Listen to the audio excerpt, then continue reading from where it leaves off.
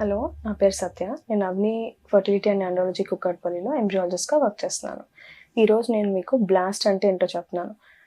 మీకు చాలామంది డాక్టర్స్ గానీ, ఎంబ్రియాలజిస్ట్ గానీ బ్లాస్ట్ ఫార్మ్ అయింది, బ్లాస్టోసిస్ట్ వచ్చింది, బ్లాస్ట్ స్టేజ్‌కెళ్ళింది అని చెప్పొచ్చు. అసలు దాని అర్థం ఏంటో చెప్తాను. ఫస్ట్ మనం ఏ రోజైతే ఇక్సీ చేస్తామో ఆ రోజు డే 0 అయితుంది.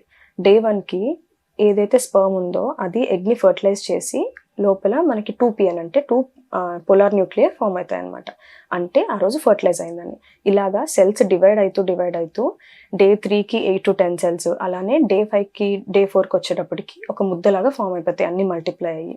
ఇప్పుడు ఈ ముద్దలోంచి మనకి ఔటర్ లేయర్ ఏదైతే మనకి ఎంబ్రియోకి నరిష్మెంట్ ఇస్తుందో అది ఒక ఔటర్ లేయర్ ట్రోఫెక్టోడర్మ్ సెల్స్, అండ్ మధ్యలో ముద్ద అదే ఎంబ్రియో కింద ఫార్మ్ అయ్యి బేబీ కింద ఫార్మ్ అవుతుంది ఆ మధ్యలో ముద్ద.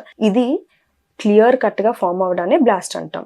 అది ఎంత క్లియర్‌గా ఫార్మ్ అవుతుందో దాన్ని బట్టి గ్రేడింగ్ ఇస్తాం. దాని సైజ్ బట్టి, ఆ ట్రోఫెక్టోడర్మ్ కార్నర్‌లో ఉన్న సెల్స్ ఎంత నీట్‌గా అలైన్ అయి ఉన్నాయి, లోపల ముద్దకి ఆ ట్రోఫెక్టోడర్మ్‌కి మధ్యలో గ్యాప్ ఎంత, ఇవన్నీ చూసి గ్రేడింగ్ ఇస్తాం. దీన్ని బ్లాస్ట్ అంటారు. ఎంత మంచి బ్లాస్ట్ వస్తే మనకి ప్రెగ్నెన్సీ పాజిటివ్ వచ్చే రిజల్ట్స్ కూడా అంత బెటర్‌గా ఉంటాయి. Thank you.